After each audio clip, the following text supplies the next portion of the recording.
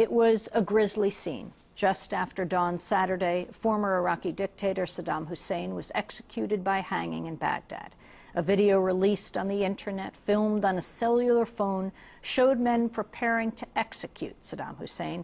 The execution, its manner, the fact of not only carrying out a death penalty at a time when most liberal democracies have repudiated that as an option for the state, and doing it in a particularly horrifying manner, has completely eclipsed the criminality of Saddam Hussein's period of brutal rule. And I think, in a way, that's the greatest cost, aside from the public relations catastrophe for the United States and the current Iraqi leadership that's associated with the way in which this execution was carried out.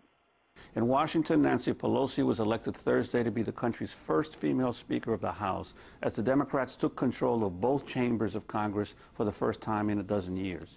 In the Senate, Harry Reid was elected Majority Leader. Shortly after becoming Speaker, Pelosi addressed the full House. It is a moment for which we have waited over 200 years. Never losing faith, we waited through the many years of struggle to achieve our rights. But women weren't just waiting. Women were working. Never losing faith, we worked to redeem the promise of America, that all men and women are created equal. The Democrats need to have a plan. They need to have the courage and the strength and the integrity to know that George Bush cannot fix this mess that he has gotten our country into. The Democratic Congress is going to have to be the ones to fix the mess. U.S. Special Operations Forces have launched a pair of airstrikes on the Somali region of Ras Kamboni. Many people are believed to have been killed. The dead are said to include a 4-year-old boy. The Pentagon says the target of the strikes were members of al-Qaeda connected to the 98 bombings of the U.S. embassies in Nairobi and Dar es Salaam. This has escalated.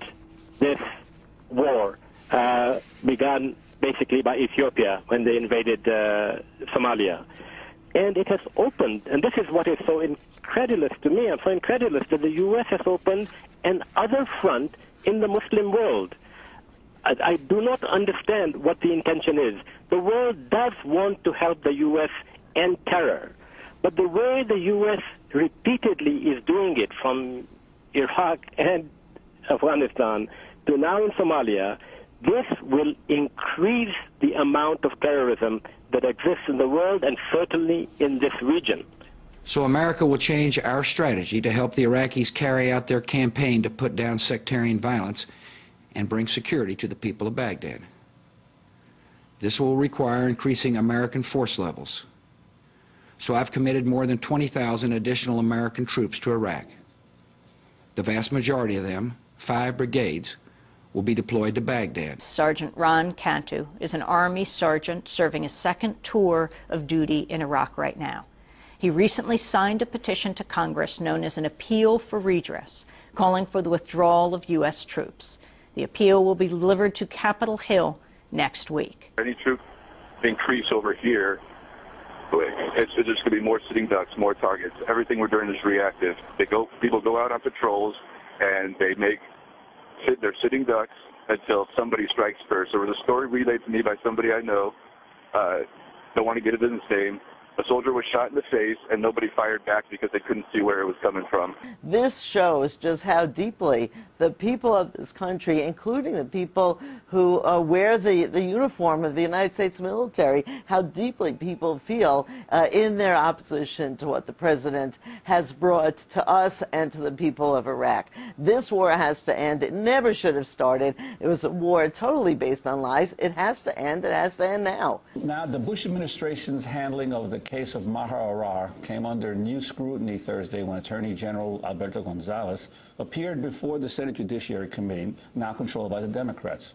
Arar is a Canadian citizen who was seized by U.S. officials during a stopover flight in New York in 2002. he was secretly sent to Syria as part of the Bush administration's extraordinary rendition program. Attorney General, I'm sorry, I don't mean treat this lightly. We knew damn well if he went to Canada he wouldn't be tortured. He'd be held, he'd be investigated. We also knew damn well if he went to Syria, he'd be tortured. And it's beneath the dignity of this country, a country that has always been a beacon of human rights, to send somebody to another country to be tortured. Today's the funeral of the prominent Turkish newspaper editor Hrant Dink. He was shot dead outside his office last Friday. Dink had recently received death threats by Turkish nationalists for his writings about the Armenian genocide of 1915. Well, Hrant Dink was not only a leader in the Armenian context, but also in terms of Turkish society. He was one of those brave and courageous people who decided to stick his neck out and speak about the truth about the Armenian genocide, and in his attempt to educate Turkish citizenry about the Armenian genocide and start a dialogue, and for that he paid with his life. This is not the fight we entered in Iraq, but it is the fight we're in. Every one of us wishes this war were over and won. Yet it would not be like us to leave our promises unkept, our friends abandoned, and our own security at risk. Iraqis spend most of our time just trying to survive day to day, just trying to stay alive, not get kidnapped. So I think they're pretty cynical about the troop surge. I mean, it sounds quite a large number, 16,000, 17,000 U.S. soldiers in Baghdad. But this is a city of 6 million, and it won't, you know, these will be very spread out on the ground. So I think that there isn't much optimism here that the extra troops are going to have that much of an effect.